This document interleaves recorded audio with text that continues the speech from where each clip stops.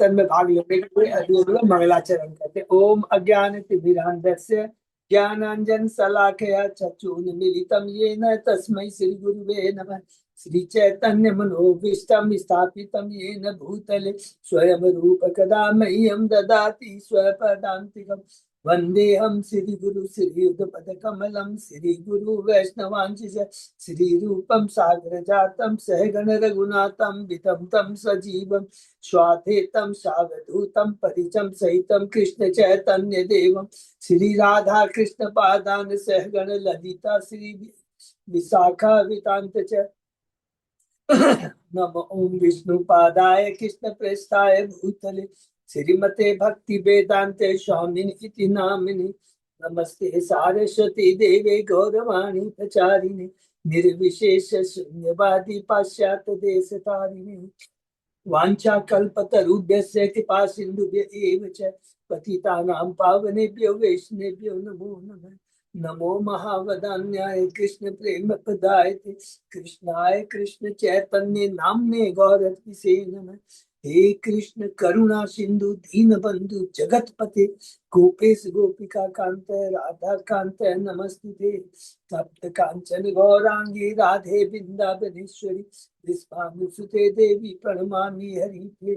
नीलांचल निवासाय नित्याय परमात्मने बलवत् सुभद्रायां जगन्नाथाय ते नमः। जय श्री कृष्ण चैतन्य प्रभु नित्यानंद श्री अद्वैत गदाधर श्रीवासादि गौर भक्तबिंद मुखम करोति वाचालम पंगु लंघे यत्कृपातमहं वन्दे श्री गुरुं दीनतारिणं परमानंद माधवम श्री चैतन्येश्वरम। हरे कृष्ण कृष्ण कृष्ण हरे हरे हरे राम राम राम हरे। श्री श्री मंगलाचरण की जय। शिला प्रभुपाद की जय। हरे कृष्णा। आज के इस भागवतम चर्चा में सभी भक्तों का हार्दिक स्वागत है। सभी भक्तों के चरणों में मेरा सादर दंडवत प्रणाम है। राधा माधव राधा गोविंद परम वैष्णव गुरु आचार्य की असीम कृपा से हम सब भक्त लोग मिलकर से भागवतम के ऊपर चर्चा कर पा रहे हैं। हम लोग अभी कैंटो 11 के दूसरे अध्याय में हैं और अभी तक हमने जो भी चर्चा की है पहले और दूसरे अध्याय में बहुत संक्षेप में दोहराते हैं। कैंटो 11 शुरू होता है। सुखदेव गोस्वामी जी बताते परीक्षित महाराज को, देखो अभी भगवान इस धरा पे 125 वर्ष थे, उन्होंने जो 125 में जो प्रकट लीला की है, कितने असुरों का उन्होंने वध किया और स्वयं अर्जुन के माध्यम से कुरुक्षेत्र की रचना करके कुरुक्षेत्र का युद्ध के माध्यम से अर्जुन के को ग्लोरीफाई कर करके अनेक असुरी प्रवृत्ति के राजाओं का उन्होंने उद्धार किया। अब भगवान कहते मुझे जाना चाहिए।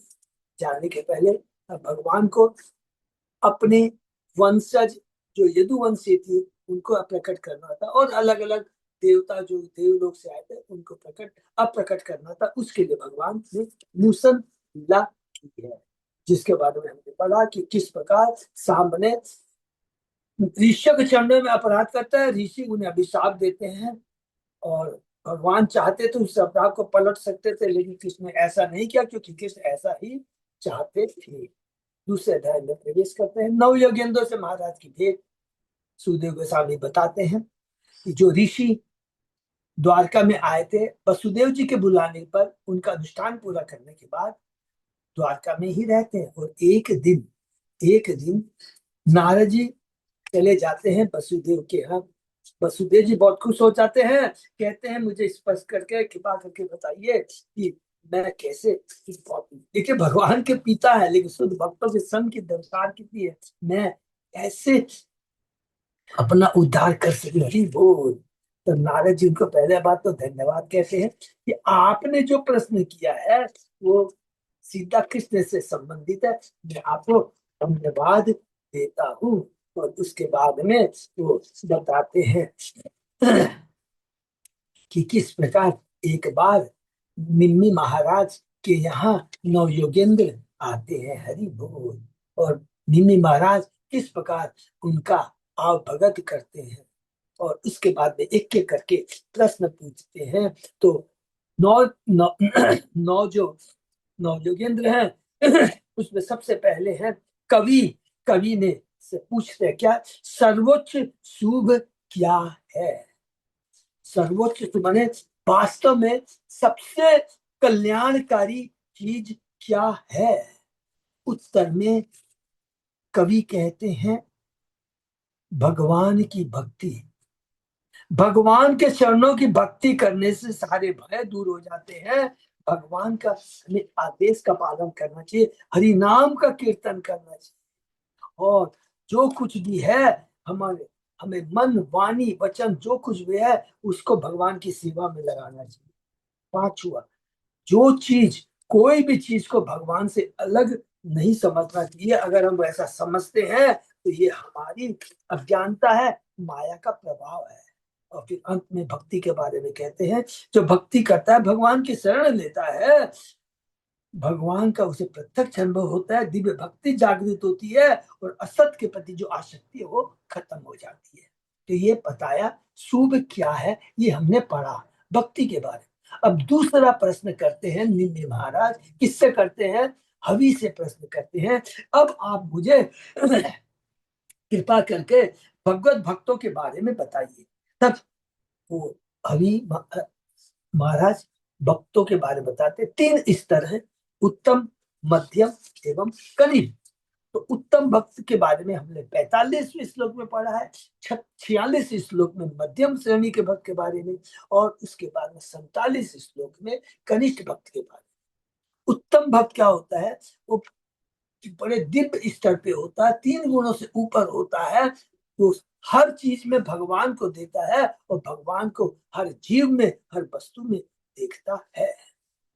दूसरा है जो मध्यम स्तर का भक्त होता है, उसकी 4 विशेषताएं बताई गई है उसको बहुत अच्छे से मैं याद कर लेना। पहला है तो वो भगवान के अर्चा विग्रह की पूजा करता है भगवान की। दूसरा, मंदिर से बाहर आता है, उसके बाद में जो भगवान के भक्त होते हैं उनके स्तर के हिसाब से उनका सम्मान करता है।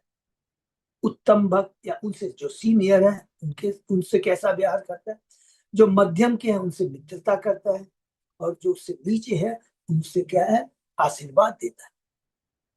तो ये हो गया भगवान की पूजा करता है और अलग अलग भक्त।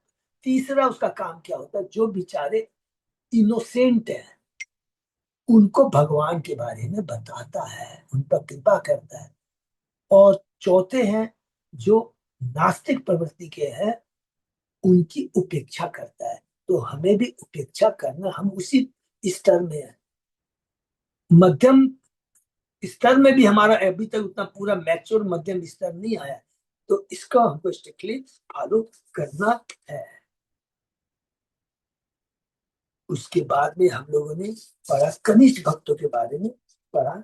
कनिष्ठ भक्त है जो मंदिर, ये बहुत इंपॉर्टेंट पॉइंट है क्योंकि प्रीचिंग में आप देखेंगे जो नए भक्ति में आते हैं ना, उनकी देखिए चेतना क्या है। हम भी उसी दौर से गुजरे हैं, हमको अनुभव है, और फिर भी चूंकि भूल जाते हैं तो याद करना, तो वो बताते हैं अभी, कहते हैं देखो जो कनिष्ठ भक्त होता है ना, वो भगवान को तो मानता है और मंदिर में जाता है, मंदिर में भगवान की पूजा करता है, लेकिन जैसे ही मंदिर के बाहर आता है तो उस कनिष्ठ भक्त के बारे में बताते हैं कि वो बाहर आते ही कोई भी जो भक्त होते हैं ना उनका कदर नहीं करता, भगवान की पूजा ही सब कुछ, तो उनकी कदर नहीं करता है। वह अपनी पूजा से गर्वित होकर कि मैं भगवान की भक्ति कर रहा हूँ, यह कल्पना ही नहीं कर पाता कि उससे भी बढ़कर कोई पुण्य कर्म ये कर्म है। इस तरह भक्ति के मध्य उत्तम स्तर को नहीं समझ पाता और कभी कभी अपने मिथ्या अहंकार के वशीभूत होकर वह भगवान के उस भक्तों की आलोचना करता है, उनकी उपेक्षा करता है। और इतना ही नहीं, अरे मैं भक्ति कर रहा हूँ, उसके बाद में आने बस इतना ही काफी है। और भक्तों की कदर नहीं करता, किसकी कदर करना शुरू करता, ओह ये बहुत धनी है, ये बहुत ज्ञानी है। तो भौतिकतावादी पुरुषों की वो बहुत ज्यादा उनके प्रति आकर्षित होता है और इस प्रकार वह भगवान के विष्णु पद से को निम्न मानता है। तो ये बहुत संभल के इसको रहना है, और इसके लिए कहते हैं कोई बात नहीं है। प्रभुपाद जी आचार्य तात्पर्य में कहते हैं अगर उस तरह के भक्तों को कैसे हैंडल किया जाए जो नए नए, अरे तुम बहुत अच्छा काम करो, तुमने मंदिर का दर्शन किया ना, अरे तुमने भगवान का दर्शन, भगवान को तुम बहुत मानते हो, अच्छा तुम एक काम करो, हरि नाम का जप करो, भगवत गीता भागवतम को पढ़ो। तो जब वो भगवत गीता भागवतम का आश्रय लेता है, तो धीरे धीरे वो मध्यम स्तर में आ जाएगा, और उसके बाद में अगर उसकी भक्ति कंटिन्यू चलती है, तो वो उत्तम स्तर पर भी पहुंच सकता है, और अवश्य आएगा। तो यहाँ तक हम लोगों ने पढ़ा है। उसके बाद में 48वें श्लोक में सुखदेव गोस्वामी जी कहते हैं, देखो मैंने तुम्हारे को 45वें, 46 और 47 श्लोक में उत्तम भक्त, मध्यम भक्त, कनिष्ठ भक्त के बारे में बता दिया। अब मैं बाकी ये जो कुछ और ही श्लोकों में तुम्हें उत्तम भक्त के बारे में विशेष ज्ञान प्रदान करूंगा।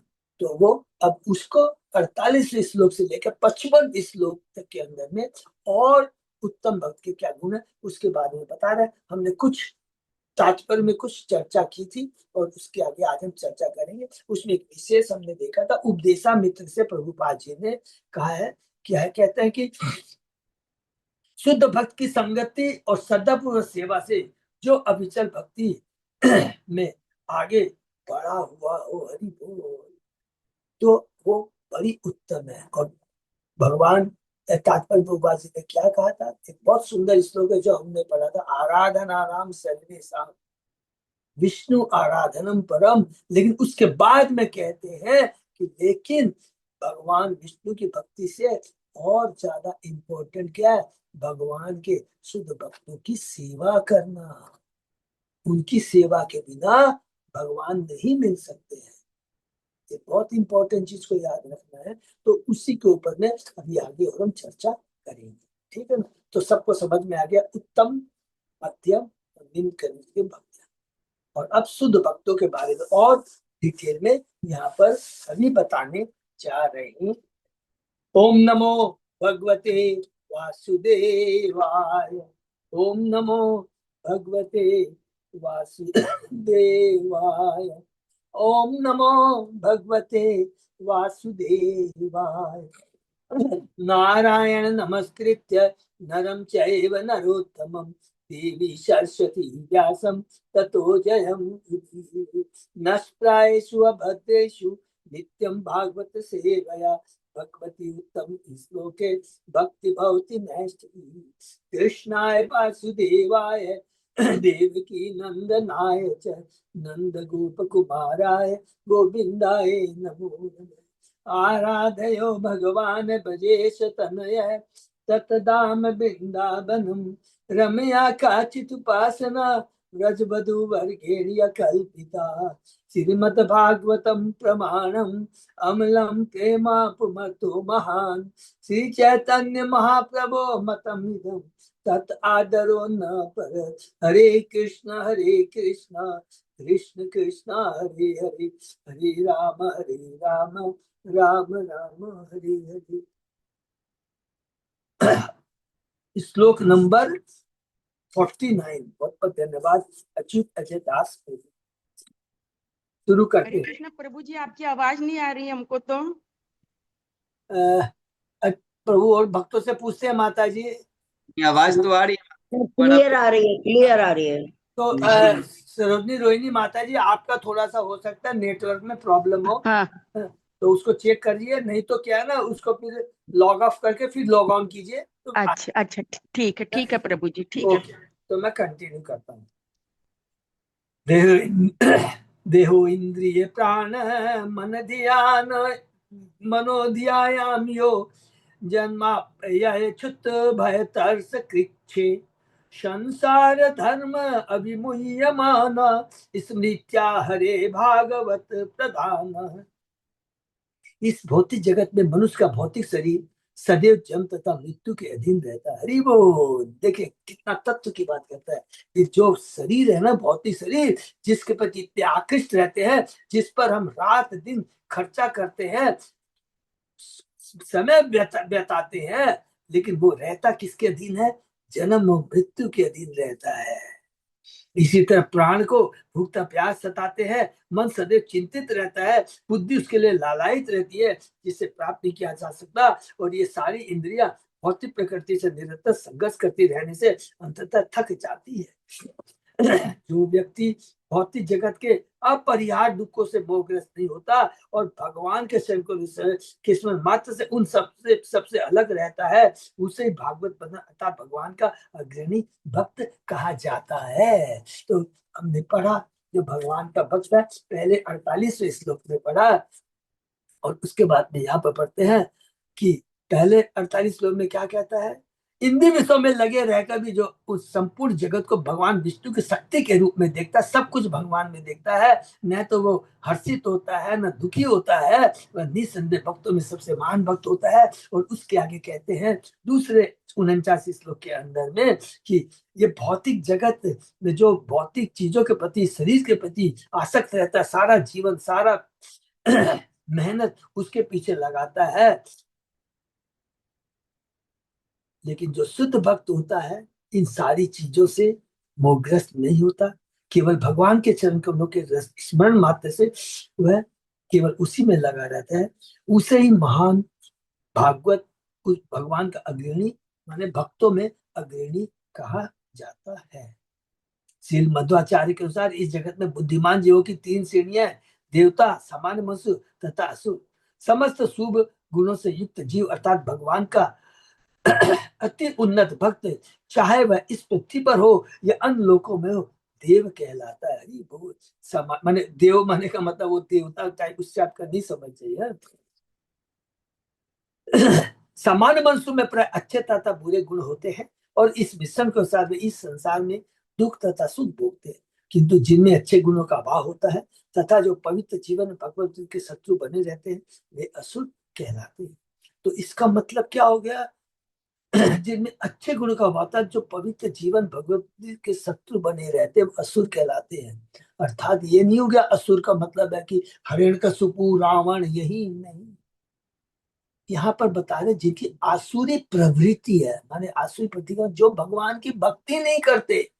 अगर आप सोचेंगे ये बहुत परोपकार का काम कर रहा है, कोई भी किसी को दुख नहीं दे रहा है, अच्छी बात है, लेकिन अगर वो भगवान की भक्ति नहीं कर रहा है, दूसरों को भगवान के बारे में नहीं बता रहा है, तो आप समझ लीजिए उसके प्रति अगर आएंगे तो आप में भी क्या आ जाएगा, भौतिक गुणों के प्रति आसक्ति आ जाएगी। अच्छा काम करना, ये करना, परोपकार करना, वो अच्छी बात है, but not at the cost of भक्ति। भक्ति ही परम है।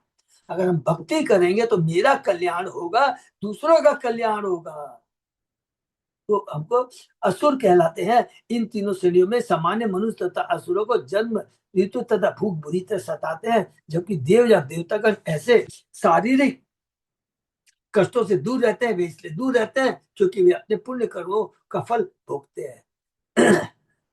कर्म के नियम के अनुसार वे भौतिक जगत की स्थूल यातना से अपरिचित होते हैं, जैसा कि भगवत गीता में कहा गया है, त्रैविद्याम मांसो मपापूत पापा यज्ञे रिष्ट्वा स्वगतिं प्रार्थयन्ति ते पुण्यमासाद्य सुरेंद्र लोकम असनंति दिव्याम दिव्य देव भोगान।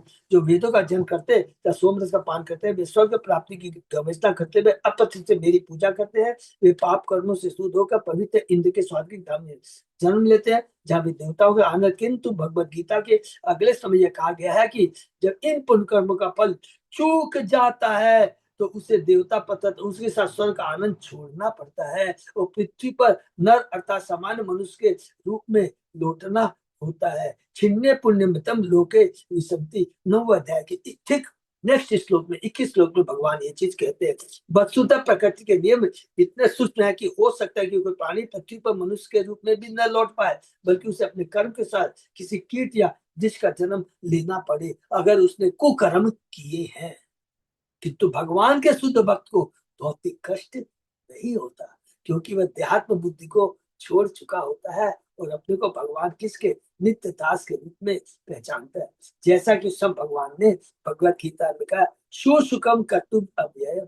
साधन भक्ति की अवस्था में भी भक्ति योग अत्यंत आनंद प्रद है। साधन, जैसे हम लोग साधन भक्ति कर रहे हैं, उसमें भी भक्ति बहुत आनंदमय है। इसी प्रकार से चेतन महाप्रभु के निकट समकालीन लोचन दास ठाकुर ने कहा है, सब अवतार सार शिरोमणि केवल आनंद कांड। यद्यपि वैदिक शास्त्रों में कई कांड तथा विभाग है, जैसे कर्म कांड, ज्ञान कांड, भक्ति कांड, ध्यान कांड, किंतु चेतन बाबू का हरिनाम कीर्तन आंदोलन केवल आनंद कांड, शुद्ध आनंद का मार्ग है। हरि बोल। अर्थात भक्ति का मार्ग ही वास्तव में दिव्य आनंद का मार्ग है। हरि बोल।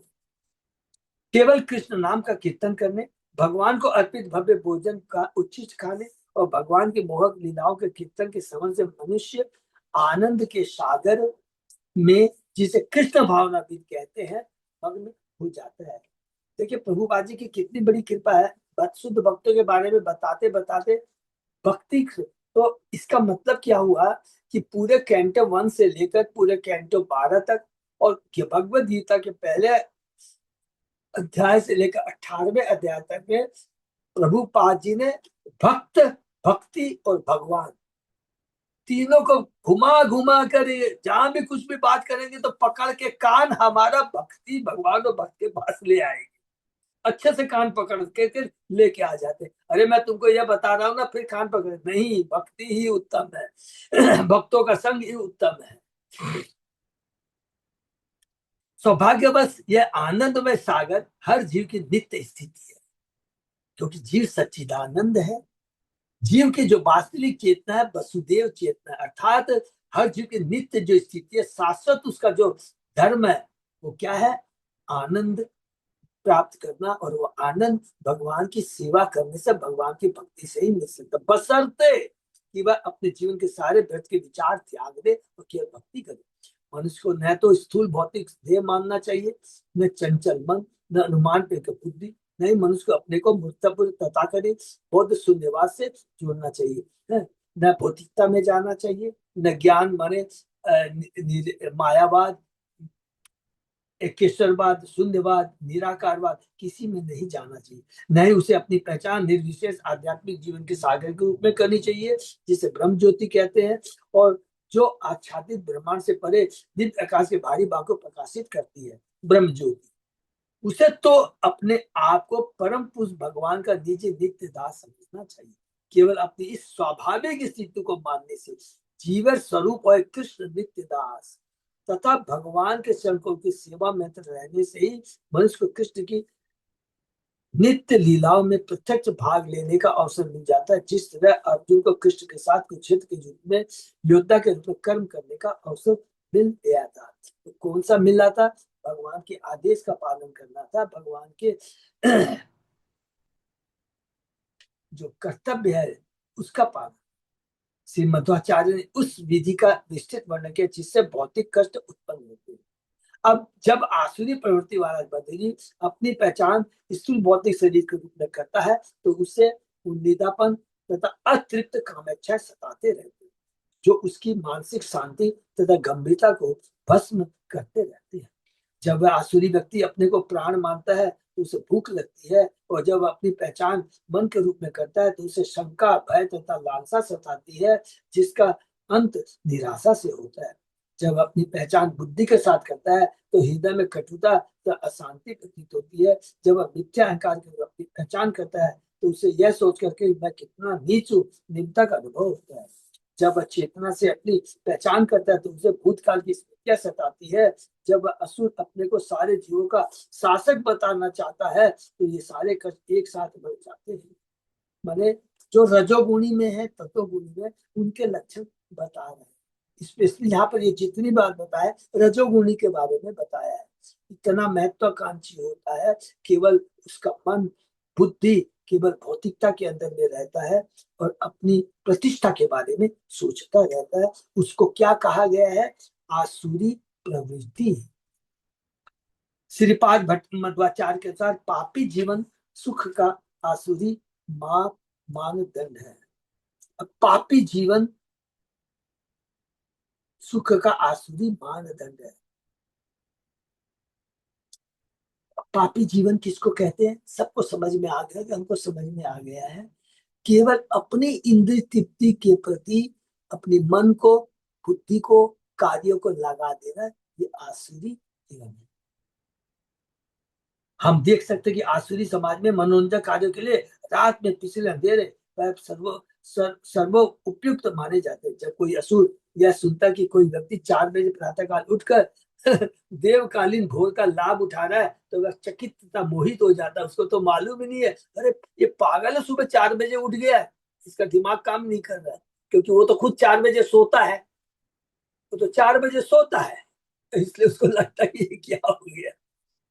इसलिए भगवत गीता में कहा गया, बहुत सुंदर श्लोक है, क्या निशा सर्वभूतानां तस्याम जागृति संयमी यस्याम जागृति भूतानि सा निशा पश्यतो मुनि। जो सभी प्राणियों के लिए रात होती है वही आत्मसनी व्यक्तियों के लिए जागने का समय होता है, और सारे जीवों के जागने का समय आत्मनिरीक्षक होने के निमित्त रात होती है। श्री प्रभुपाद ने टीका की, बुद्धिमान व्यक्तियों की 2 श्रेणियां, इनमें से एक इंद्रिय तृप्ति के भौतिक कार्यकलापों के लिए बुद्धिमान होता है और दूसरा आत्मनिरीक्षक है जो आत्म सच्चा अनुसरण के लिए सचेत रहता है। तो 2 ही तरह के लोग होते हैं, असुर और सुर। बस सिंपल चीज है, दिमाग ही नहीं लगा। जो भक्ति में है वो सुर है, जो भक्ति नहीं करता असुर है। इस तरह जो जितना ही अभेद यौन नशा मानसा दूध कीड़ा करता है, माने फाट रोगी को तोड़ता है, वह आसुरी समाज में उतना ही अधिक प्रतिष्ठित होता है। ये कलयुग की ये निशानी है। जबकि कृष्ण भावना पर आधारित पवित्र समाज में इन वस्तुओं का सर्वथा अंत ही होता है। इसी प्रकार कोई व्यक्ति जो जो कृष्ण के नाम तथा लीलाओं में आनंद पूर्वक अनुरक्त होता है तो उतना ही आसुरी समाज से कटता चला जाता है। देखिए आप समझिए 99% अभी समाज की यही स्थिति है। आप बड़े बड़े घरों का इन द सेंस में भौतिकता से जो बहुत उन्नत है, आज के घरों के अंदर में बताइए, बार काउंटर बनाते हैं, नया मकान बनाते हैं, सोचिए हम लोग कहाँ पे जाएंगे। आज जो नॉन वेज है, जो इनकी जिनके पूर्वज इतने अच्छे संस्कार संस्कृति दे गए, आज वो अभेद संग कर रहे हैं, वो नॉन वेज खा रहे हैं। मैं स्पेशली तो मारवाड़ियों की बता रहा हूँ, और दुख होता है, वो सबसे ज्यादा स्पीडी इस चीज में आगे बढ़ रहे हैं। असुरगण परमेश्वर के आत्मघोषित शत्रु होते हैं और वे उनके साम्राज्य का मजाक उड़ाते हैं। इसलिए श्री मध्वाचार्य उन्हें अधोगति कहता है, अर्थात वे जिन्होंने नरक के गहनतम भागों में जाने का टिकट खरीद रखा है। हरि बोल, इसको नोट कर लीजिए। ये इसका मतलब हुआ कि नरक के गहनतम भागों में जाने का ये टिकट खरीदने के बराबर है, इस तरह की प्रवृत्ति, इस तरह के कार्य करने में। और उसके बाद में रिजल्ट भी सोच लीजिए, हमको याद करना है, नरक में जाने के बाद छुट्टी नहीं होती है। नरक के बाद में अगला जन्म पशु योनि में मिलता है, क्योंकि तुमको तो यही चीज चाहिए ना। फॉर रेगुलेटिव प्रिंसिपल पशुओं के लिए एप्लीकेबल नहीं है फॉर रेगुलेटिव प्रिंसिपल। दूसरी ओर यदि कोई व्यक्ति भौतिक जीव कष्टों से अविचलित रहता है तो वह भगवान से अध्यात्म को प्राप्त होता है। भगवत गीता में कहा गया, यह ही न यते पुरुष ऋषभ सम दुख सुखम धीरम सो अमृतत्वाय कल्पते। हे पुरुष अर्जुन, जो व्यक्ति सुख तथा दुख से विचलित नहीं होता और दोनों में स्थित रहता है, वह निश्चित रूप से मोक्ष का प्राप्त है, मोक्ष का पात्र है। कोई व्यक्ति इस दिव्य अवस्था को भगवत कृपा से ही प्राप्त कर सकता है। हरि बोल। ये जो सुख दुख लाभ हानि जय पराजय में जो सम, ये गुण कहाँ से आ सकता है? केवल भक्ति के माध्यम से आते हैं। बोले भक्ति के माध्यम से कैसे आते हैं? थोड़ा प्रोसेस समझ लेते हैं कि भक्ति में वो शक्ति होती है जो असत्य के प्रति जो आसक्ति उसको धीरे धीरे कम करते चले जाते। कैसे होता है? जैसे जैसे हम भक्ति करते हैं तो ये जब आत्मा का ये भोजन जब मिलता है, आत्मा को दिव्य आनंद का अनुभव होता है। और जब आत्मा की भूख बढ़ती चली जाती है तो शरीर की जो भूख है वो अपने आप कम होती चली जाती है। एकदम सिंपल कैलकुलेशन है। हमको आत्मा की भूख को बढ़ाना है। वो हरि नाम को जितना देंगे आत्मा की भूख और बढ़ती चली जाएगी, और शरीर की भूख ऑटोमेटिक हमारे कार्य, हमारे मेहनत, धन, सब कुछ इस शरीर के प्रति धीरे धीरे कम होते चले जाएंगे। श्री मध्वाचार्य के शब्दों में संपूर्ण अनुग्रह विष्णु श्री भक्ति शास्त्री ठाकुर ने उस विधि का वर्णन किया है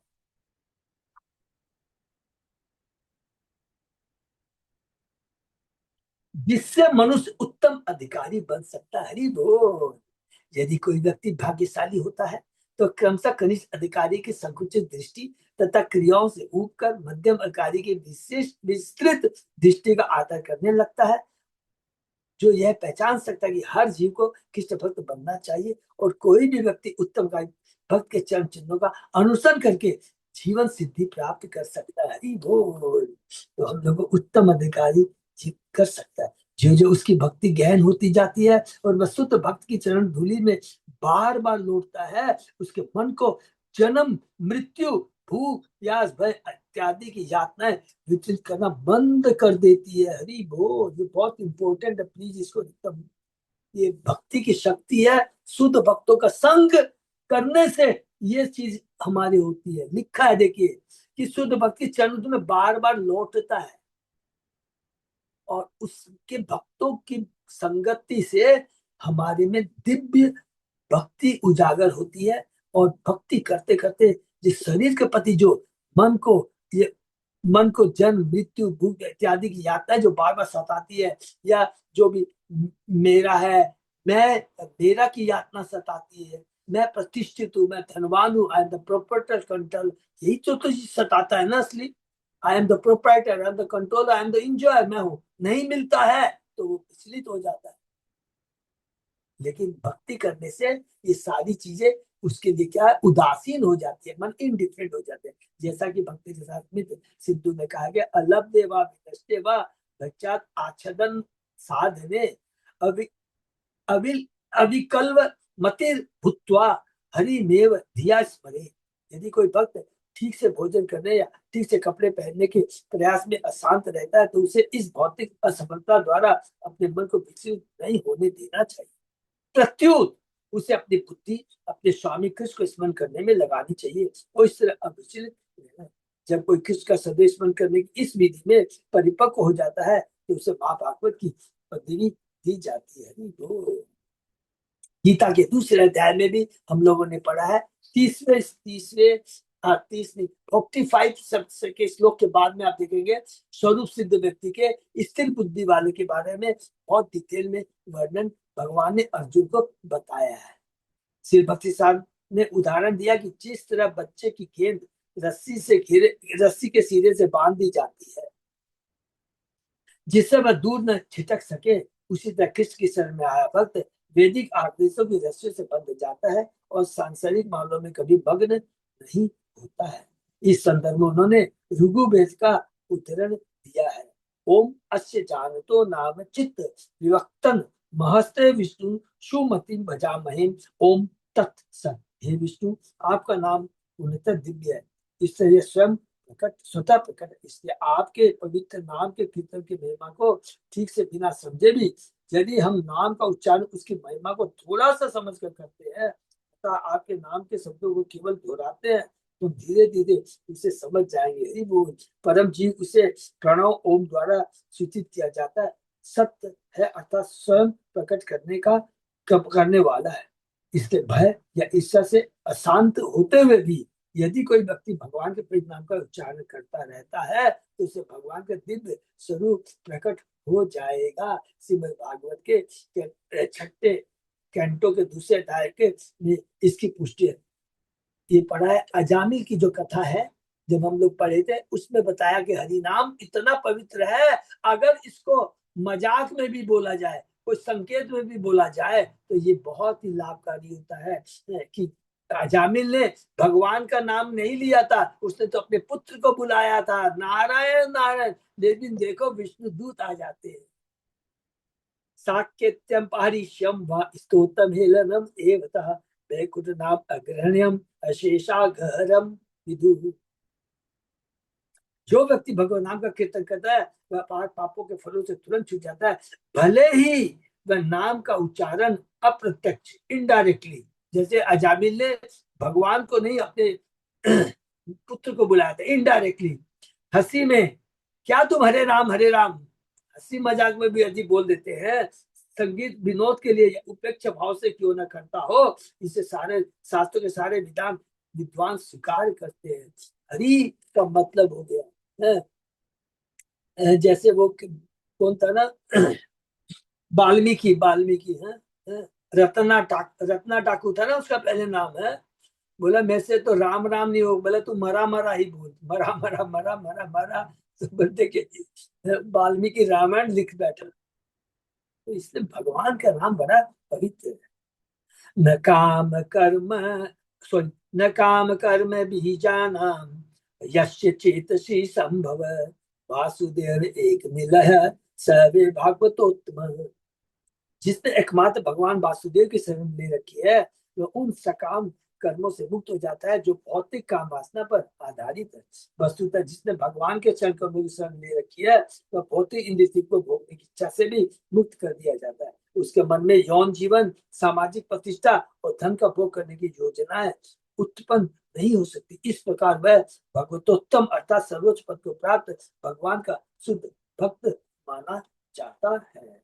तो अल्टीमेटली हमें भगवान का शुद्ध भक्त बनना है। और उसके लिए क्या क्या होता है, उसका लिए माध्यम क्या है, भगवान के नाम का सहारा। सिर सिरदा स्वामी के साथ इस श्लोक में भगवत भक्त के आचरण का वर्णन हुआ है। शुद्ध भक्त के कार्यकलाप भौतिक ईर्ष्या, मिथ्या गर्व, भ्रम तथा काम से रहित होते। वैष्णव टीकाकार अनुसार इस श्लोक का बीजा नाम शब्द वासना या प्रबल इच्छाओं का द्योतक है जो धीरे धीरे उन कर्मों के रूप में फलित होती है जिसके लिए जीव फलों का दास। इस तरह काम कर्म बीजा नाम सामासिक पद उस गहरे में गड़ी हुई इच्छा का सूचक है जिससे यौन आनंद भोग के माध्यम से भौतिक जगत पर रूप जमाया जाता है, जिसका उल्लेख भागवत में 5 गृह क्षेत्र सुताप्त वित्ते, सुंदर आवास, उदर भवन के लिए अच्छा भोजन, उत्पन्न करने के लिए पर्याप्त भूमि तथा बच्चे, मित्र, सामाजिक संबंध एवं प्रचुर बैंक बनी द्वारा हुआ है। मनुष्य द्वारा यह भुलाने के लिए कि यह भगवान का नित्य चाचा, ये सारी वस्तुएं भौतिक निधान आवश्यक है। इसलिए जैसा कि भागवत में कहा गया है, जनस्य मोह अयम अहम ममेति, भौतिक माया इन वस्तुओं से उन्मत्त हुए बद्धे जीव को यह विश्वास हो जाता है कि वह ब्रह्मांड का केंद्र बिंदु है और संसार हर वस्तु उसकी इंद्रिय तृप्ति के लिए बन रही है। अर्थात गृह में भी जो कोई ऐसे मायामय भोग में बाधक बनता है तो तुरंत उसका शत्रु बन जाता है और मार डाला जा सकता है। इस देहात्म बुद्धि तथा माया के पास के कर सारा जगत ईर्ष्या तथा काम वासना उत्पन्न संघर्ष से बुरी तरह विचलित हो रहा है। और ये चीज तो देखिए, पहले तो हम लोग बुजुर्गों को हमने देखा, हम लोगों ने देखा है कितने संतोषी जीवी होते थे, कितने संस्कार वाली बातें करते थे। भगवान की भक्ति करो, हरि का नाम लो, सुबह जल्दी उठो, हरि नाम है, तुम भगवत गीता पढ़ लो, हनुमान चालीसा पढ़ लो, ये सब थे। अभी तो देख, तेरे को ये पढ़ा रहा हूं ना, खुद को तो संस्कार है नहीं और बच्चों को भौतिकता में ग्रस्त करते हैं। आचरण नहीं है, तुमको ये करना है, तुमको बड़ा हो करके तुमको ये कमा के देना है, ये करना है, माने बचपन से ही उसकी बुद्धि को विकृत कर दिया जाता है। और आचरण की बात तो समझ ही गए हैं, खुद ही माता पिता न भगवान की भक्ति करते हैं, संडे होता है सीधा टीवी खोलते हैं, उसमें लग जाते हैं, कितनी पार्टी में चले जाते हैं, माने क्या क्या नहीं हो रहा है। इसका एकमात्र संभव हल यही है कि यहाँ पर वर्णित भगवान के शुद्ध भक्तों के नेतृत्व को स्वीकार किया जाए। शुद्ध भक्तों के नेतृत्व को स्वीकार माने उनके गाइडेंस में हमें अपना जीवन यापन। शक्ति से भ्रष्टाचार फैलता है और परम सत्ता को पूर्णपण भ्रष्ट करती है। यह कहावत भले ही भौतिक जगत में वैध हो, किंतु यह विशेष रूप से उल्लेख हुआ कि भगवान के चरण कमलों में शरण करने वाला शुद्ध भक्त भौतिक ईर्ष्या तथा इंद्रिय तृप्ति में भाग लेने के बाद सोच भी नहीं पाता। उसका मन सदैव निर्मल तथा गंभीर होता है। गंभीर का मतलब बहुत सीरियस होता है।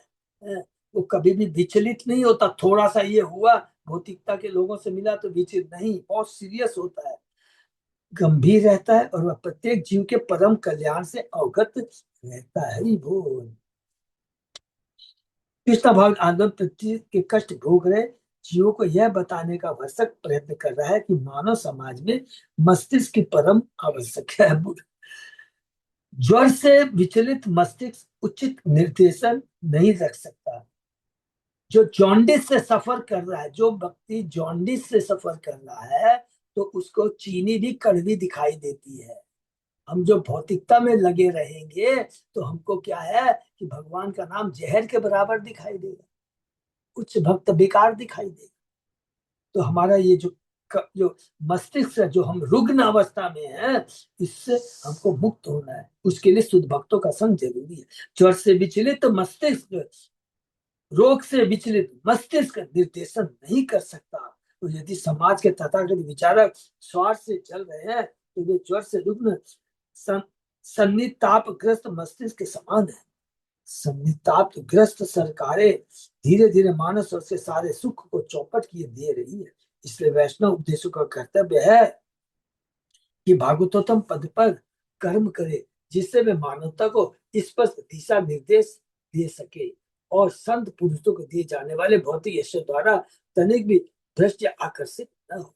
सारे बुद्धिमान मनुष्य जो सीधे भगवत योग भक्ति को ग्रहण नहीं कर सकते हैं, कम से कम इतने तो शिक्षित हो कि भगवान के उत्तम कोटि के भक्त को मान्यता देकर उनका मार्गदर्शन स्वीकार करें। इससे मानव समाज अच्छे तरीके से गठित किया जा सकता है, जिससे से न केवल सभी मनुष्य अपितु पशु पक्षी तथा वृक्ष भी जीवन में प्रगति कर सकते हैं। हरि बोल। और आनंद तथा ज्ञान के जीवन हेतु क्रमशः भगवत धाम वापस जा सकते हैं। हरि बोल। जो चेतन महाप्रभु ने कहा था, झारखंड के जंगलों में गए हैं, हरि नाम किया है, तो देखिए सब पशु पक्षी सबका कल्याण हो गया है। श्री भक्ति सरस्वती माने जब वातावरण दिव्य हो जाता है हरि नाम से ना, तो उस वातावरण में जो लोग भी रहते हैं ना, उनका कल्याण होता ही होता है। हरे कृष्णा प्रभु जी। हाँ माता जी। कोई प्रभु जी का हम सुन रहे थे लेक्चर, उसमें बोल रहे थे कि हम लोग जैसे अभी बात कर रहे हैं, बैठ रहे हैं, तो बोले छोटे छोटे कई ऐसे जीवाणु हैं जो हम लोग के अगल बगल में घूम रहे हैं। तो बोला हम लोग अगर नाम कीर्तन करते हैं भगवान का, तो बोला उन सब जीवों का कल्याण होता है। बोला क्योंकि वो लोग, बोला उन लोग का एक मिनट 1 सेकंड ऐसे जीवन होता है। तो बोला वो लोग उस टाइम घूमते रहते, तो अपने अगर कीर्तन करते हैं, नाम जप करते हैं, तो उनका कल्याण हो जाता है। बिल्कुल उनका जीवन मतलब वो मर जा रहे तुरंत तो सुन के, तो उनका उसी से कल्याण हो जा रहा है। बिल्कुल माता जी। आप देखिए, आपकी बात पे एक उदाहरण याद आ गया मेरे को कि एक जैसे बच्चा है या रोगी है, बूढ़ा है, मैं ये दवा नहीं खाऊंगा, नहीं खाऊंगा, आप कुछ मत कीजिए, खाली एक चीनी में एक दवा को मिला करके आप दे दीजिए। उसको मालूम नहीं है, अब बेचारे जो अज्ञानी मालूम नहीं है, लेकिन जब पेट में जाती है तो लाभकारी होता ही है। इसीलिए आप सपोज कीजिए, उदाहरण देता हूँ, ये तो आपने उनकी बात कही है, हमारे घर के अंदर में सपोज कोई बच्चा है, भक्ति में इंटरेस्ट नहीं ले रहा, कुछ नहीं कर रहा, तो आप उसको ये नहीं कि तेरे को भक्ति करनी पड़ेगी, तो ये करता नहीं, आप उसको क्या है, प्रसाद खिला दीजिए। कभी कभी बहाने बोल दे, देख बेटा मेरा एक काम करना, तू भगवान के लिए फूल लेके आ जाना, मेरे पास अभी फूल में नहीं, जानबूझ के मत फूल लेके आइए, उसको बहाना दे दीजिए, अच्छा तू फूल लेके आ जाना। वो जो फूल लेकर के आ जाता है और उसको आप भगवान में ऑफर करते हैं, उसको कृपा मिल जाएगी। कोई भी क्योंकि हरि नाम इतना पवित्र है ना, हर चीज को पवित्र करता है। सब कुछ बात छोड़ दीजिए, आज हम जो कलम यूज कर रहे हैं ना, इसको पवित्र कैसे करते हैं? ये पवित्र हो जाती है, दिव्य हो जाती है यदि इसको भगवान की सेवा में यूज करते हैं। आप तो सजीव की बात कर रहे हैं, अपने निर्जीव की बात कीजिए। इतना वो पवित्र, बहुत अच्छा कहा। श्री भक्ति सरस्वती ठाकुर ने बल दिया कि जो लोग कृष्ण भाव ने पुण्यता प्राप्त करने के सच्चे मन से इच्छुक है, उसे वैष्णव समुदाय में रहना चाहिए। इसका मतलब भी देखिए, छोटी सी 2 लाइन लिखा है, हमारी इच्छा तो है, लेकिन आप यदि सोचेंगे कि मैं घर में बैठ के खाली भगवत गीता भागवतम पढ़ के मैं अपने को भक्त बन जाऊं, 3 गुणों से ऊपर कर लूंगा, सारी नहीं होगा। आपको इस कलयुग में भक्तों का संग करना बहुत जरूरी रहेगा। जहाँ भक्तों का संग होता है, वो वातावरण दिव्य हो जाता है, और उस दिव्य वातावरण में हमारी चेतना है, सोच है ना, उस समय की सोच आप चैलेंज करता हूँ, आपको बहुत अच्छा आनंद आएगा। हम सब लोगों ने इस चीज को अनुभव किया होगा, कितना आनंद आता है। कभी हम भक्ति बीज क्लास में आते हैं, साइड बहुत प्रॉब्लम्स रहती है, घर की बच्चों की प्रॉब्लम रहती है, एक बार भक्ति बीच में आ जाते हैं, कथा सुनते हैं, भक्तों का संग होता है, बहुत आत्मा को, मन को शांति मिलती है, बहुत शांति मिलती है, रिलीफ मिलता है। ये कैसे होता है? क्योंकि ये हरि नाम की दिव्य शक्ति का प्रभाव है, शुद्ध भक्तों की संगति का प्रभाव, जहां भगवान की भक्ति होती है उस वातावरण का प्रभाव। श्रील प्रभुपाद ने भी अपने ग्रंथों में कई बार उल्लेख किया कि जब तक पूर्ण कृष्ण भावना की अवस्था प्राप्त नहीं की जा सकती, तब तक विश्व भर में अंतर्राष्ट्रीय कृष्ण द्वारा स्थापित कृष्ण भावी समुदायों में रहकर शुद्ध भक्तों की शरण ग्रहण नहीं की जाती। श्री भक्ति सरस्वती ठाकुर ने बल दिया है कि इसका अर्थ यह नहीं है कि आध्यात्मिक जीवन मंदिर स्पर्श में रहने वाले ब्रह्मचारियों तक इस घड़ी बोल बहुत ध्यान से पढ़ेंगे। गृहस्थ आश्रम के भक्तगण भी मंदिर के उत्सव में नियमित रूप से उपस्थित होकर वैष्णव समुदाय की शरण ले सकते हैं। जो लोग गृहस्थ जीवन बिता रहे हैं उन्हें चाहिए कि नित्य ही भगवान के आचार्य का दर्शन करें, उनके सामने उनके नाम का कीर्तन करें और भगवद गीता और भागवत पर विद्वानों की चर्चाएं सुने। अर्थात विद्वानों की चर्चाएं सुने तो मतलब क्या हो गया कि भक्तों की वाणी सुन के ही आप साधु संग कर रहे हैं। ऐसा नहीं है कि फिजिकली जा करके उनसे संग करना, उनकी वाणी सुनने से ही, उनकी कमेंट्री सुनने का मतलब हो कि हम भगवत और भागवत दोनों का संग कर रहे हैं। कोई भी गृहस्थ जो इन आध्यात्मिक सुविधाओं का नियमित लाभ उठाता है और आध्यात्मिक जीवन के विधि विधानों माने फॉर रेगुलेटरी प्रिंसिपल विधि विधानों मांसाहार न करने, अवैध यौन न करने, जुआ न खेलने तथा नशा न करने का पालन करता है, उसे वैष्णव समुदाय का वैद्य सदस्य मान लेना चाहिए। हरि बोल। क्योंकि इसका बहुत छोटी छोटी है, यदि हम प्रचार में बोलेंगे तो कैसे बोले, आप मेडिसिन तो ले रहे हैं लेकिन डॉक्टर बोला तुम ये मेडिसिन लो, लेकिन तुमको वो क्या बोलते हैं ना, कुछ ये नियम का पालन, क्या बोलते हैं उसको, है प्रभु, परहेज करना पड़ेगा प्रभु। हाँ हरि बोल, हरि बोल। परहेज करना परहेज, परहेज तो परहेज भी बहुत जरूरी है, परहेज करना बहुत जरूरी है। आपको बोला कि खांसी है ये दवा ले लो, लेकिन आते उसके बाद में कोल्ड ड्रिंक्स पी लिया, आइसक्रीम खा ली, तो परहेज नहीं रखेंगे तो कैसे चलेगा। तो परहेज बहुत जरूरी है जिससे वो मेडिसिन अच्छे से स्ट्रांगली काम कर सके। श्री भक्ति चक्रवर्ती ठाकुर अनुसार जो लोग भगवत भक्ति के शत्रु बने रहते हैं उन्हें भगवान की माया के हाथों की निर्जीव कठपुतलियां समझना चाहिए। हरि बोल। न यस्य कर्म कर्मभ्याम न वर्णाश्रम जाति भी धंज संजते अस्मिन् अहम भावो देहे वेश हरे प्रिय। उच्च कुल में जन्म तथा तपोमय एवं पुण्य कर्मों की संपत्ता निश्चय किसी को अपने ऊपर गर्व जताने वाली। इसी तरह यदि समाज में किसी को प्रतिष्ठा मिलती है क्योंकि उसके माता पिता वर्णाश्रम की समाज पर अत्यधिक उदारित है, तो वह और भी ज्यादा पागल हो जाए। किंतु यदि इतने उत्तम भौतिक गुणों के उपरांत भी कोई व्यक्ति अपने भीतर तनिक भी गर्व का अनुभव नहीं करता तो उसे भगवान का सारी सेवक माना चाहिए।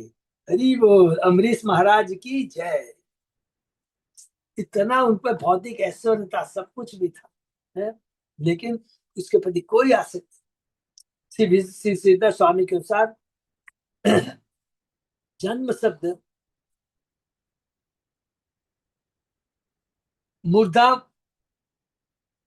मुर्दावशिष्ट ब्राह्मण पिता तथा क्षत्रिय माता से उत्पन्न संभरी बार, ये बहुत अच्छी बात लिख रहे हैं। ब्राह्मण पिता था, क्षत्रिय माता से उत्पन्न संतान तथा वैश्य ब्राह्मण पिता था, वैश्य माता से उत्पन्न जातियों के लिए आया, और ये दोनों अनुलोम माने जाते हैं क्योंकि पिता उच्च जाति का होता है। ऐसे विवाह जिनमें माता उच्च जाति की और पिता द्विज का होता है प्रतिलोम कहलाता है, और वो चीज नहीं होना चाहिए। अनुलोम माने ब्राह्मण क्षत्रिय वैश्य शूद्र लड़की से ब्याह कर सकता है, लेकिन अगर क्षत्रिय ब्राह्मण की लड़की से ब्याह करता है ये बिल्कुल रिकमेंडेड नहीं है, वो प्रतिलोम ब्याह कहलाता है। तो आजकल तो ऐसे कई लोग करते ही हैं प्रभु जी ऐसे। माताजी एक वो रिजल्ट मालूम पड़ जाएगा वो बाद में ना, अभी समझ में नहीं आएगा। उसका प्रॉपर जवाब भी दे ही देता हूँ जो पढ़ा है। जो बच्चे होंगे ना कई रूप से गड़बड़ मिलेंगे, इसलिए हम लोग बुजुर्ग जो बोले थे ना ऐसे पागल नहीं थे, हम अरे आजकल कौन देखता है ना मामा के ये सब लोग होता है एक ही गोत्र है उसी में ब्याह कर लिया, इसके पीछे बहुत साइंटिफिक रीजन है। हाँ, पहले नहीं करते थे, आजकल हाँ सब करने लगे, पहले नहीं करते थे। हाँ, तो इसलिए हम लोग को इसलिए बहुत समझना है ये चीज को ना। तो अब प्रभु जी, अग्नि प्रभु जी, हाँ प्रभु। प्रभु जी, लेकिन ये जो लाइनें लिखी गई हैं ये, हाँ प्रभु। प्रभु जी, ये तो उस समय के हिसाब से लिखी गई हैं जिन जिन लोगों का कर्म ब्राह्मण के रूप में था। हम्म। अभी तो सिर्फ जन्म मतलब उस हिसाब से होता है, बाकी उनके कर्म तो कुछ कुछ कुछ मतलब बस बस बस हाँ होते ही नहीं है प्रभु। उसके।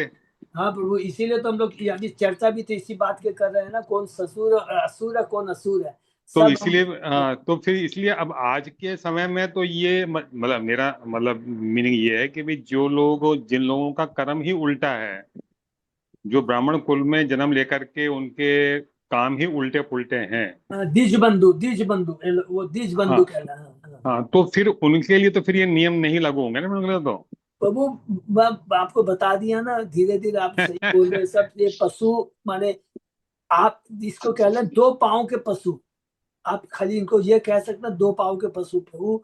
मैं तो आप चीज में देखेंगे ना कि इसीलिए हम सब भक्तों से एक दूसरे से रिक्वेस्ट करेंगे कि भक्ति करके प्रभुपाद जी के शरण में जा कर करके जितना हम खुद कर ले और जितना बच्चों को संस्कार दे दे बस उतना ही काफी है। आज आप बच्चों को भी क्या समझाएं, मैंने हम लोग के पास उसका कोई जवाब नहीं है। अभी खाली एक ही चीज कर सकते हैं, जितनी आपसे पॉसिबल हो घर में रहकर उनके कानों में हरि नाम देने का प्रयत्न कीजिए, उनके माध्यम से कोई ना सेवा करवाने का प्रयत्न कीजिए। तो ये गारंटी है प्रभु, ये 500% गारंटी है, जो शास्त्र लिख रहा है उनमें परिवर्तन आ जाएगा। पहले जी हमको प्रभु जी। कर, हरे कृष्ण। उसके हरे अलावा हम कृष्णा प्रभु। हाँ माता जी। प्रभु जी, आजकल बच्चे रहते ही नहीं है घर में, ट्यूशन चले जाते हैं, स्कूल से आते हैं ट्यूशन चले जाते हैं, उनको तो सानिध्य प्राप्त होता ही नहीं है माँ बाप का। अच्छा, वो अब मैं बताता हूँ उसका भी आप बताता हूँ। आज हमारी हरि सेवनी देसी दासी माता जी जो घर में कीर्तन कर रही हरि नाम कर रही है ना, तो ये याद रखिएगा ये जो आपका घर है ना, ये कोई जी। भौतिक घर नहीं है, ये मंदिर है। उसमें वो जो रहते हैं ना उसमें उनका प्रभाव है, उनके संस्कार बनेंगे। उस और घर में कम से पॉजिटिव वाइब्रेशन हो जाता है। यस रह जाता। हम्म। दूसरा चीज ये है कि कम से कम जब भी देखा हो, मेरे अभी जैसे बच्चे हैं हाय हेलो करते हैं, आप जवाब में उसको बोलिए हरे कृष्णा, तो बच्चे की बात बताओ वो झेप जाती है। मुंह से आपको गारंटी वो नहीं बोलेगी नहीं मैं हरे कृष्णा नहीं बोलूंगी या नहीं बोलूंगा। ये देखिए भक्ति का प्रभाव, भले ही वो हाय हेलो करे लेकिन आप हरे कृष्णा बोलिए, देखिएगा वो झेप जाएगी और थोड़ी देर बाद में वो भी हरे कृष्णा बोलना शुरू कर देगा या कर देगा। हमको अपना प्रयास रखना है, लेकिन हम सोचेंगे ना नहीं इस पर थोप दे, थोपेंगे तो उल्टा हो जाएगा। थोपना नहीं है, ये बहुत जैसे अरुण प्रभु ने कहा ये सब बातें हमारे लिए बहुत माने। ये आज इस चीजें प्रभुपाद जी के तात्पर्य से तो हमें समझ में आ रही है, नहीं तो कैसे समझ में आती बोली। घर का हरे कृष्णा प्रभु माँ जी, बाप घर ने में अगर कोई भी विशेषकर लेडीज अगर घर में करती है ना, तो उसका प्रभाव पड़ता ही पड़ता है प्रभु जी। पढ़ते पढ़ेगा ही माता जी। हाँ, क्योंकि अब हम अपना एक्सपीरियंस बता रहे हैं, हमारा घर में अब जैसे कोई भी अब घर से बाहर जाता है तो हरे कृष्णा बोल के ही जाता है। हरी बोल बिल्कुल हाँ, होता है। जो नियम ही हो गया कि घर से मतलब नीचे भी उतर रहे हैं तो हरे कृष्णा, हम नीचे जा रहे हैं हरे अच्छा, कृष्णा। और एक बात बताता हूँ माता जी प्रभु, चलो हम यही पर करके यहाँ से, और दूसरी बात बताता हूँ कि कम से कम आप भक्ति करेंगे ना धीरे धीरे, वो भले ही नहीं करे लेकिन आपको भक्ति में मदद करेंगे। अच्छा आज मेरे को यहाँ जाना है, अच्छा कर दो, हाँ करेंगे जरूर करेंगे, माने डायरेक्टली इनडायरेक्टली उनको प्रभाव आएगा ही आएगा। आएगा ही आएगा। आए तो हमारा तो कर्तव्य जो उसको तो हमको समझना चाहिए ना, हम क्या कर सकते हैं। आज हम लोग देखिए भगवान की भक्ति सब लोग भक्त मिल करके कर रहे हैं, कुछ भी कर रहे हैं, कितना आनंदमय है। भले ही कितना, ये तो नहीं है कि हम बहुत बड़े भक्त बन गए हैं, लेकिन हम लोग की पटरी तो है ना, धीरे धीरे धीरे कर कर करके हम अपने इस जीवन को अंत जो है भक्ति के साथ कर सकते हैं, खत्म कर सकते हैं। तो ये चीज तो हम लोग को प्रयास करना ही चाहिए। और ये कितना बढ़िया अनुलोम प्रतिलोम बताया है। ऐसे में जो भी अपने तथाकथित प्रतिष्ठित जन्म पर गर्व करता है वह निश्चित से देहात्म बुद्धि को प्राप्त है। किसी भी भौतिक देह में जन्म गंभीर समस्या है जिसका समाधान भगवान की शरण ग्रहण करने करके करके करना चाहिए। इसलिए वह तथाकथित उच्च कुलीन भौतिक शरीर की स्वर्णिम जंजीरों से अपने को छुड़ा सकता है। श्री भक्ति सरस्वती ठाकुर ने अनुसार कनिष्ठ अधिकारी यह सोचते हैं कि कर्म मिश्र भक्ति आध्यात्मिक जीवन का परम लक्ष्य है। अच्युत अजय दास प्रभु, हाँ प्रभु जी। प्रभु इसको फिर से शुरू करेंगे तो अच्छा रहेगा ना प्रभु, कि इसको कंप्लीट करना फिर हड़बड़ में हो जाएगा। हाँ नहीं, कल वापस स्टार्ट कर लेंगे। इसका कर लेंगे, तो कर लेंगे। तो श्लोक नंबर 51 से। Thank you so much. हरे कृष्णा। ये पर धन्यवाद देते हैं। ये माने प्योर जो 48 श्लोक से 55 तक प्योर प्रभुपाद जी ने प्रैक्टिकल एप्लीकेशन के बारे में पूरा बताया है और सिद्धि बताया, ये चीज बताया है कि शुद्ध भक्त या अच्छे भक्त हम कैसे बन सकते हैं, और जो कैसे बन सकते हैं। यदि हमसे कोई पूछेगा, शुद्ध भक्त हम ऐसे बन सकते हैं अगर हम शुद्ध भक्तों का साथ संग करें। सिंपल चीज, शुद्ध भक्तों का संग करेंगे तो हम शुद्ध भक्त बन जाएंगे।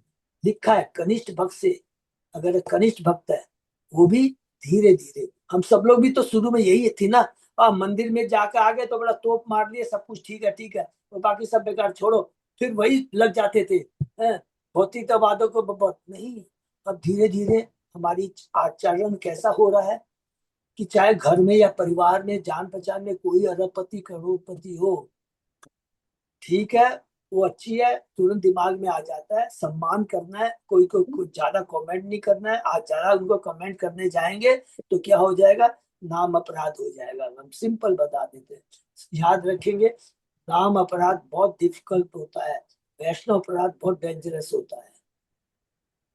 ये समझे कि नहीं? तो ये हमको बहुत संभल के चलना है, भक्ति करते रहना है, और वो भक्ति कंटिन्यू होती रहेगी। कुछ नहीं करना है, केवल जो प्रभुपाद जी ने कह दिया, शास्त्रों का अध्ययन, भक्तों का संग। अर्थात सच पूछा जाए तो शास्त्रों का भी अध्ययन हम करते हैं, लेकिन चर्चा भक्तों के संग करनी चाहिए। भक्तों के संग के बिना हम कुछ भी करेंगे ना, इस खोपड़ी में घुसेगा नहीं, क्योंकि कलयुग है, कुछ नहीं होगा। खोपड़ी में घुसने का मतलब ये नहीं हो कि याद हो गया, नहीं, आचरण में नहीं आएगा, अपने जीवन आचरण में नहीं उतार पाएंगे। तो ये बहुत जरूरी है, आचरण में उतारने के लिए बहुत जरूरी। ठीक है, हरे कृष्णा। ये पे विराम देते, बहुत सुंदर है, धीरे धीरे इसका और आगे चर्चा से। हरे कृष्णा, दंडवत प्रणाम। धन्यवाद प्रभु। अच्युत अजय दास प्रभु, थोड़ा हाँ। कोई जाइएगा नहीं प्लीज, 1 मिनट का और टाइम है। प्रभु आपकी तरफ से कोई अनाउंसमेंट है क्या अभी कुछ?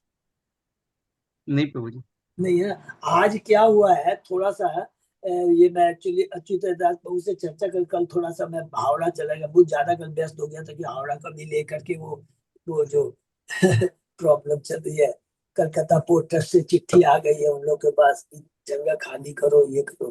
तो किसी से ज्यादा डिस्कस नहीं करना है, आपको मैं भक्त हमारे जगह तो मैं बोल देता। तो क्या है, अभी जब रथ यात्रा का जो पंडाल बनेगा ना, तो लास्ट ईयर में क्या था कि सब लोगों ने अलग अलग सेवा दी थी। तो जैसे कि क्या नाम है आपके, पालक पार्थो प्रभु ने सेवा ये ली थी कि वो सारे जितने भी क्वेश्चनरीज बनते हैं, वो सब वो खुद बनाएंगे, उनके भक्त आएंगे, ऐसे करके नहीं। तो कल परसों मेरे को पता लगा कि अरे उन्होंने तो अभी ध्यान नहीं दिया। तो उनका यह प्रश्न है कि प्रभु आप चेयरमैन है सीडीसी के, तो आपने चर्चा नहीं की। तो मैंने बात रियलाइज किया बात, तो फिर मैंने कहा कि भाई ये चीज आपको भी तो याद दिलाना चाहिए था, आप तो रेगुलर इतने सालों से सेवा करते आ रहे हैं। तो इस तरह की कुछ बातें हैं, बहुत सीक्रेट है, please don't share with anybody. तो आज मेरी मीटिंग है, तो जितने भी लीडर यदि आप हो सके ना, तो प्रीचर्स को भी मैंने प्रीचर्स ग्रुप में भी डाला है, माने जो प्रीचर्स लीडर है। तो वैसे इसलिए अच्युत जयदास प्रभु आ रहे हैं। खाली भक्ति भी करेंगे या फिर जैसे जो भी फॉर्म भरे वो भी कर सकते हैं वॉलंटियर के हिसाब से? टीचर्स प्रभु, खाली लीडर्स अपने कोर कमेटी में डाल देते हैं अपने, तो उससे हो जाएगा। हाँ, ऑल कोर कमेटी में डाल देते हैं। तो मैं भी डाल देता हूँ, आप भी डाल दो प्रभु। तो लीडर्स यदि समय मिले ना तो कोई बात नहीं, तो मैं और अच्युत जैसा प्रभु बेचारे अपनी प्रैक्टिस को छोड़ के बीच में मैंने इनको रिक्वेस्ट किया कि एक बार ज्वाइन करने के लिए। तो 11 बजे से ऑनलाइन मीटिंग है। तो जो भी नहीं ज्वाइन भी कर पाएंगे ना, तो हम लोग देखेंगे कोई दूसरा नहीं कर रहा है तो भगवान का आशीर्वाद पाकर हम सेवा लेकर के हम करने का बहुत ईजी है, कुछ नहीं करने का, खाली भक्तों को थोड़ा सा समय देना पड़ेगा। समझ गए ना? हाँ प्रभु जी, कोई दिक्कत नहीं है, ठीक जो है, भी सेवा ले लेंगे प्रभु। हम लोग लेंगे, हो सकता है भगवान ने अपॉर्चुनिटी दिया हमको जी कि प्रभु। करने की, तो ये हमको करना है। तो सबको बहुत बहुत धन्यवाद। तो हम लोग आपको सबको बता देंगे कि क्या डिस्कशन हुआ और कोर कमेटी में डाल देता। अगर किसी को टाइम है, हमारे केवल लीडर्स को, नॉट अदर्स, तो भी ज्वाइन कर सकते हैं। तो लिंक अभी तुरंत हम लोग कोर कमेटी में डाल दें, ठीक है ना? Jagannath core. Hare Krishna. Thank you so much सबको।